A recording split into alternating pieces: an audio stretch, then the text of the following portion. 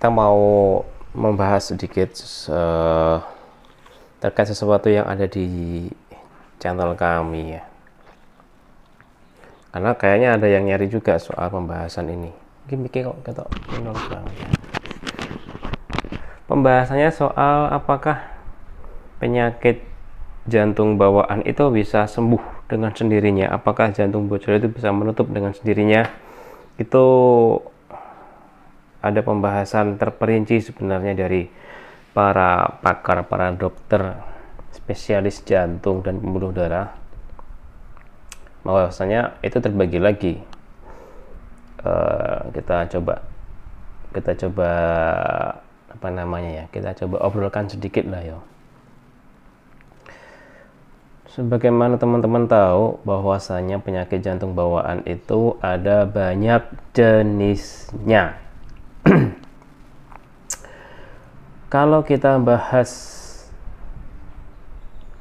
ada tamu ya.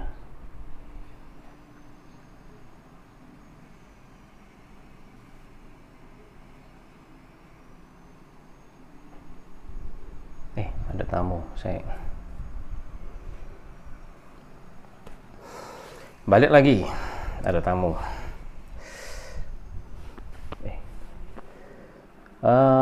Kondi ya mau ya lali. Penyakit jantung bawaan itu ada beberapa jenis. Apakah bisa menutup sendiri? Itu tergantung dari satu, bagian mana yang mengalami masalah.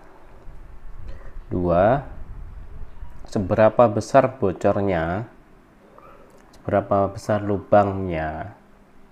Yang ketiga, itu soal bagaimana kondisi anaknya.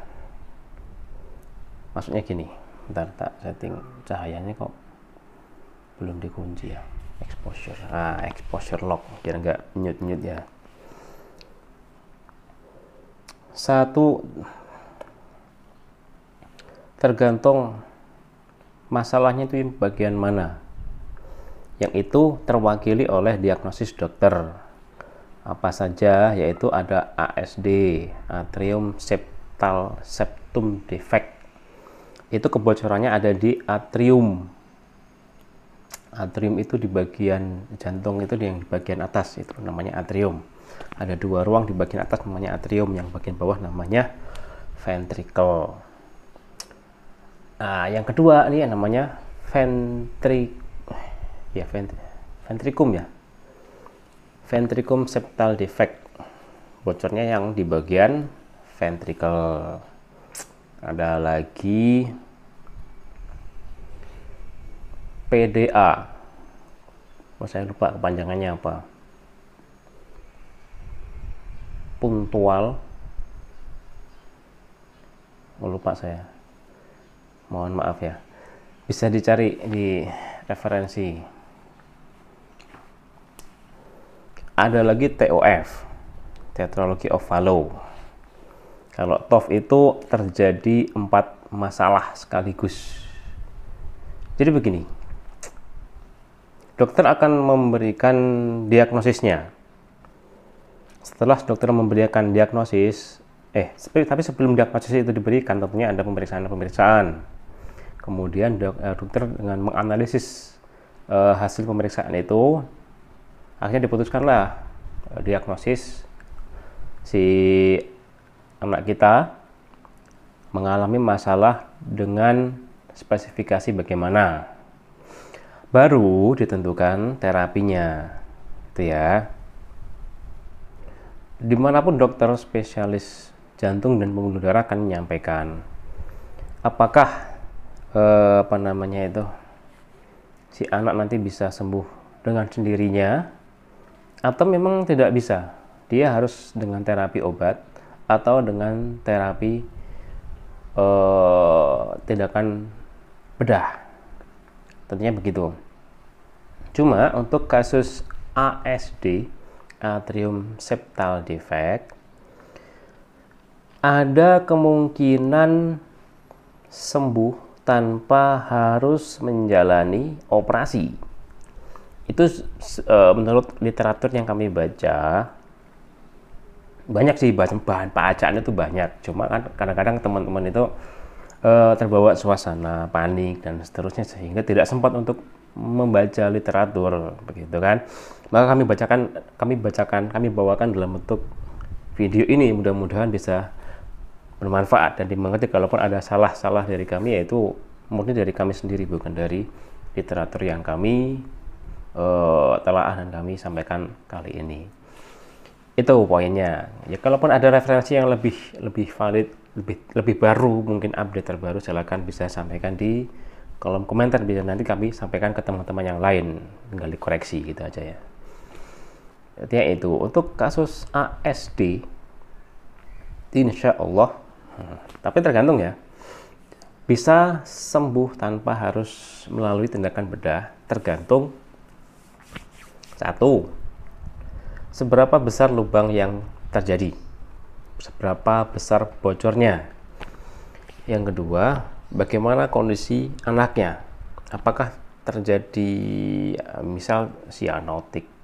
Kalau ASD itu sebenarnya nggak sianotik sih, tapi kalaupun ada terjadi ASD itu kok sianotik, maka itu perlu tindakan yang berbeda tentunya, karena penyakit jantung bawaan ada dua juga dalam kasus ini. Ciri-cirinya ada yang sianotik, itu yang kekurangan oksigen, gejala-gejala kekurangan oksigen, yaitu bagian tangan dan kaki itu membiru, bibirnya membiru karena kekurangan oksigen. Bahkan ketika lahir dia tampak kebiru-biruan.